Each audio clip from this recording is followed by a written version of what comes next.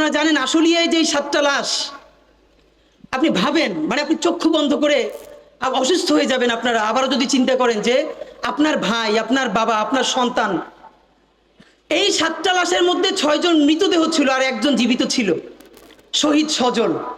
তার মা আমাদেরকে এসে বলেছে, বাবা আমার সন্তানের গায়ে যখন আগুন দেওয়া হয়, পেট্রোল ঢেলে পুলিশ আগুন দেয়, তখনও প্রত্যক্ষদর্শীরা দেখছে পাশ থেকে আমার সন্তানের হাতটা নড়তেছিল। এই ট্রমা আপনি নিতে পারবেন না। আজকে একটা ইন্টারভিউ ছাপা হয়েছে, সেই 7 জন লাশের আর একজন তার ভাই, তার বোন ইন্টারভিউ করছে। লাশটা যখন পেয়েছে বলে, জানেন আমার ভাইয়ের মুখের মধ্যে থেকে এই পাশে একটা দাঁতও নাই। আমার ভাইটার চেহারা এত সুন্দর ছিল, ওরে কবর দেওয়ার আগে ওরে যদি পোড়াই না দিত, অন্তত ওরে জড়াই ধরে দুটো চুমু দিতে পারতাম। ওরে জড়াই ধরে চুমু দেওয়ার মতো অবস্থা ছিল না।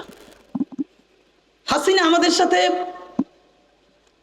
শুধু হত্যা করে নাই, সন্তান তার বাবার লাশটা দাফন করবে।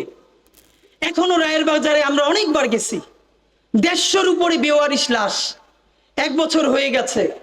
এই লাশগুলো কোন বাবা মার সন্তান, সরকার এখন পর্যন্ত ডিএনএ স্যাম্পলিং করে তাদের কাছে পৌঁছানোর উদ্যোগ নিতে পারে নাই।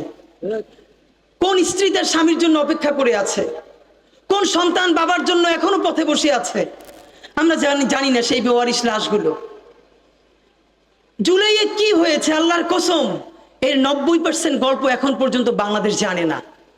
আমরা আওয়ামী লীগ নিষিদ্ধের দাবিতে সারা বাংলাদেশের প্রত্যেকটা বিভাগে ইনকিলাব মঞ্চ থেকে আমরা পদযাত্রা করেছি, জনসংযোগ করেছি। তখন অনেক শহীদ পরিবারের সাথে দেখা হয়েছে। আমরা শুধু ঢাকার শহীদ পরিবারগুলোর সাফারিংস জানি, কারণ সেখানে মিডিয়া আছে, বারবার তাদেরকে কোনো না কোনো প্রোগ্রামে ডাকা হয়। যেই উপজেলা, যেই জেলায় যে বিভৎসতা ঘটেছে, এখন পর্যন্ত তার কোনো, দেখেন আমরা কি করতে পারলাম। এই রাষ্ট্রর কি উচিত ছিল না, 1000বার বলেছি, এই ইতিহাসকে নাই করে দেয়া হবে। সারা ঢাকায় যেই 6টা-7টা জায়গায় রণক্ষেত্র হয়েছে, যাত্রাবাড়ি, রামপুরা, উত্তরা, এরকম সব জায়গায় বিভাগীয় যে জায়গাগুলোয় গণহত্যা চলেছে, সরকার আপনি একটা কমিশন করতেন। সেই কমিশন রাস্তার উপরে স্টেজ করে প্রত্যেকটা শহীদ পরিবারের গল্প শুনবে। ঘন্টার পরে ঘন্টা যেই গণহত্যা চলেছে, শহীদ পরিবার বলবে তার সন্তানকে, তার বাবাকে, তার মাকে কিভাবে প্রকাশ্য দিবালোকে হত্যা করেছে সেই ঘটনা বলবে।